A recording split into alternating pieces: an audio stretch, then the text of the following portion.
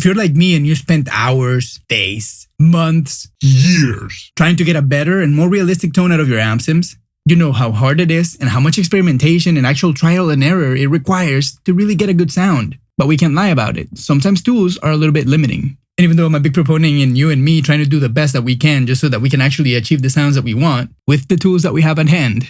But it also helps when somebody develops a tool that is meant to make our lives easier. And that's exactly what Bogren Digital claims to be making with the IRDX plugin. Or IRDX CORE, I guess. Anyway, in any case, let's go figure it out together, my friend. More relances and now we break it down, baby.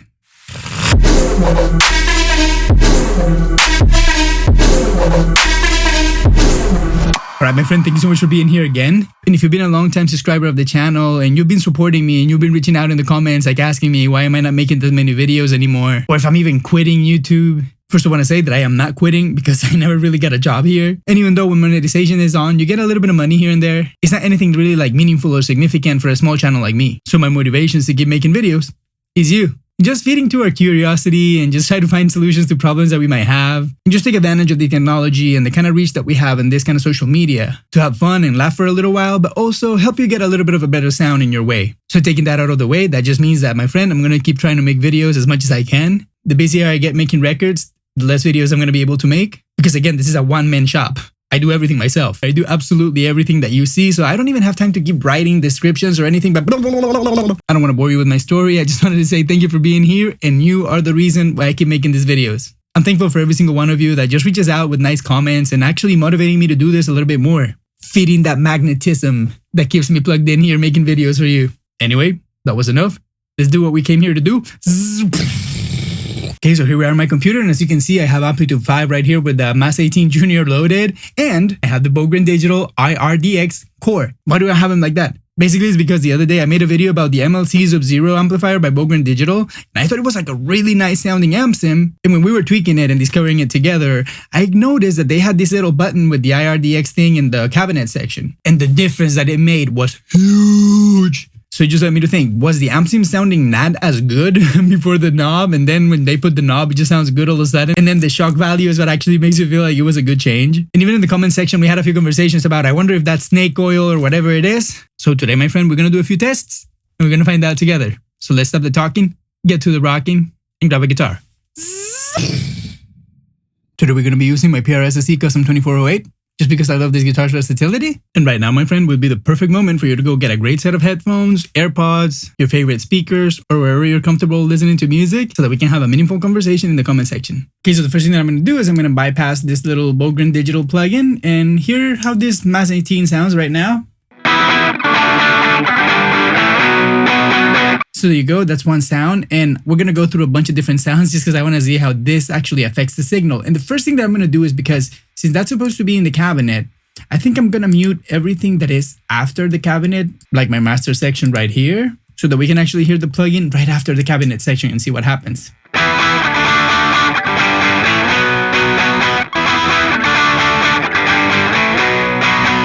I don't know. I mean, I do hear a difference, but I don't know that it's doing the exact same thing that I felt it was doing in the plugin, right?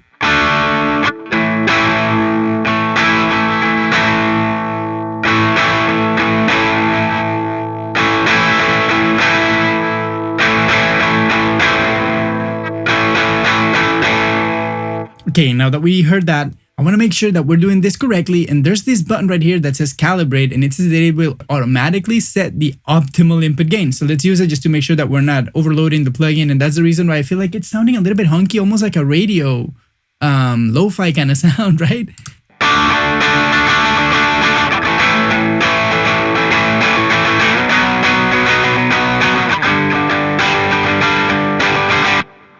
Okay, now let's hear a little A and B right there, and let's do it with simple chords instead of that riff, so it's easier to hear the difference.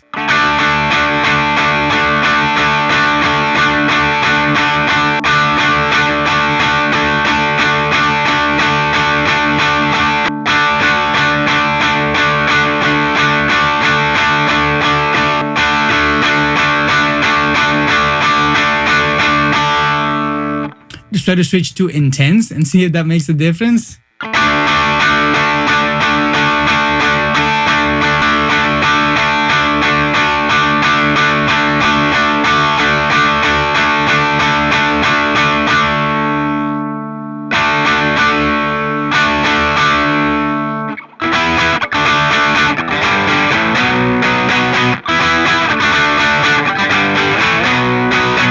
I mean, it honestly sounds really good too. But in this context, I am telling you, it doesn't feel like I felt like it was reacting in the actual MLC amp.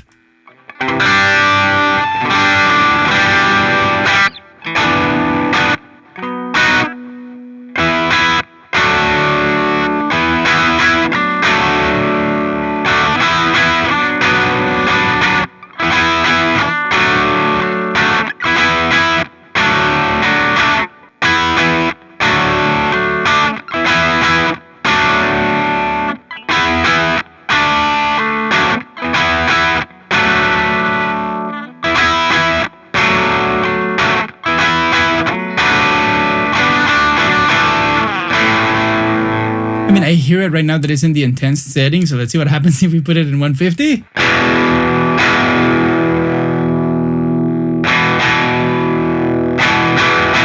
That to me just feels like it's overloading the cabinet a little bit more, which I don't really like.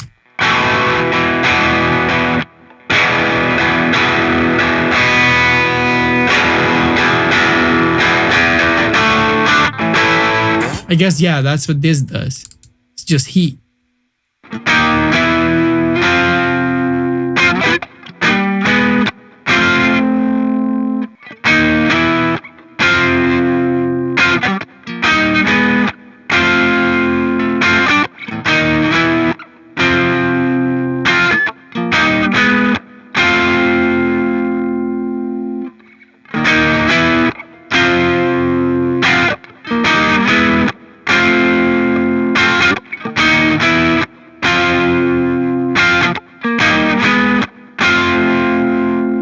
Alright, let's change amps and see how it reacts to a different kind of sound. This is locked in and let's just see what we can find. Something nice that's gonna make me feel happy right now.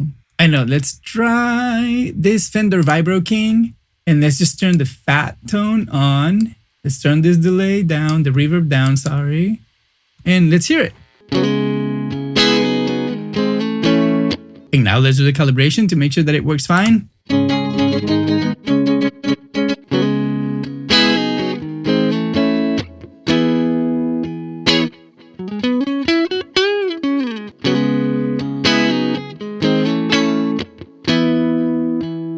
Yeah, at this point, it just feels like almost like a maximizer or like almost feels to me like an exciter more than anything. But it does feel great. Let me turn it down to normal and see what happens.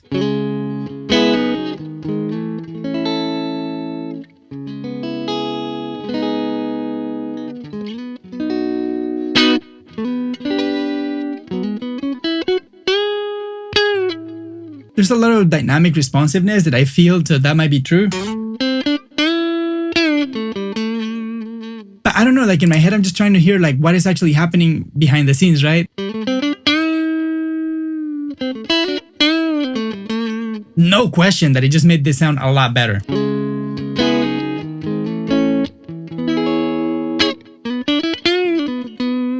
So maybe I'm just going to take out of the equation the question of, does it make it sound like more authentic or like realistic or more like the actual amp in the room? I don't know. But definitely like as a plugin for your guitars.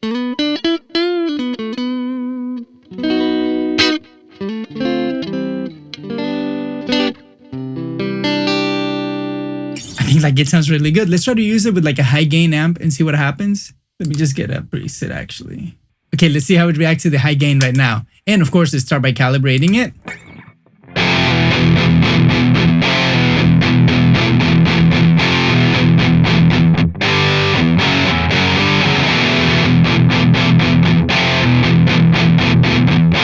Okay, in this case, you can see that the calibration actually worked perfectly because we were clipping the plugin, right?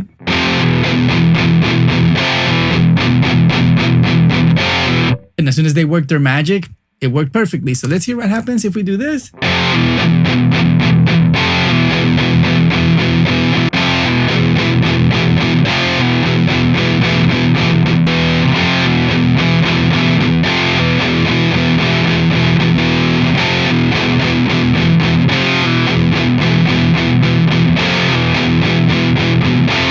Definitely, I hear like there's like a component that just makes the mid-range a little bit more exciting. Not just in the perspective of saturation, but I feel like there's like some bump in the EQ section there because there's like a mid-range that I don't hear in my guitar just normally, you know what I mean? But it does sound really good.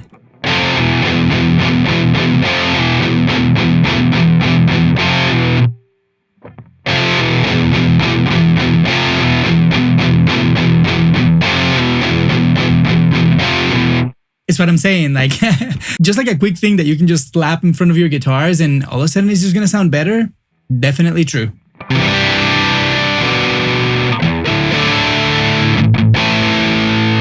Now let's see what happens when we do intense.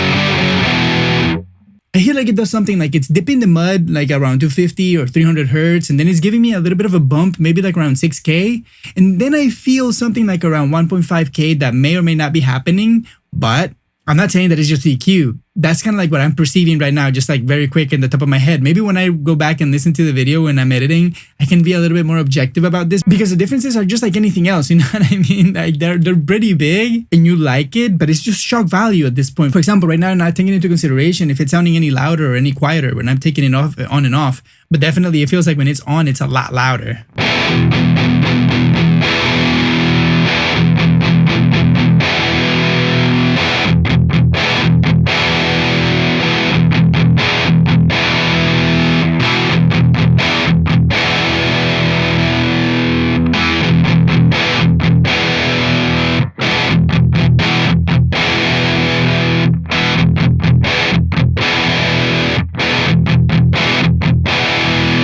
Yeah, I feel like this is just like a one knob exciter, sort of. That's what it feels like to me.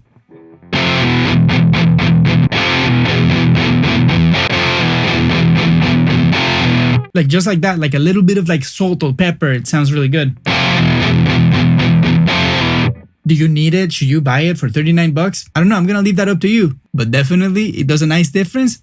And it makes sense to have a plugin like that makes your life easier. Let's go get a few conclusions. Okay, my friends, so there you go. The IRDX CORE by Bogren Digital. Is it really something magical or is it snake oil? I don't know. I feel like that's a sneaky question because the plugin definitely sounds great. So the first thing that I kind of like came to peace with is that the actual plugin sounds great and it was making a great difference in the MLC Sub-Zero amp because the plugin sounds great. Is the difference as big as I felt it in the plugin? Absolutely. Like instantly, I feel like just pairing it with Amplitude, it gave me like a little bit of liveliness, a little bit of like extra aggression. And yeah, that's good and all, but I feel like where this plugin actually, I find the utility to it, is that I feel that I could do probably the same thing with like a bunch of EQs and like saturation, maybe a little bit of multi-band dynamics and simple things like that, right? Or you can just have the plugin, put it on your guitar track, and all of a sudden it's gonna save you so much time and so much effort to trying to get it to sound better. But would that be the end of it? Not at all. I feel like you still need to do all the processing that you would have done. And if anything, I would just want to say that what this would do, at least in my case, it would just add a little bit of flair to everything that I do, right? For example, let's say when you do drums and you always run it through tape. I feel like this is like a similar thing. It's like running it through tape, but a special kind of tape that is designed especially for guitars, tuned by people with really great ears that are just making my life easier. So take that for what it's worth, my friend. But that's enough about me. I want to hear about you in the comment section down below. And remember, while you're there, like, subscribe, do all those cool little things that we like to do on YouTube. And if you can financially support me, make sure that you hit that super thanks button. I thank you so much. And if you have some more time to spend with me and want to watch another video, go watch this one right here. I'll be waiting for you right there, my friend. Thank you for being here.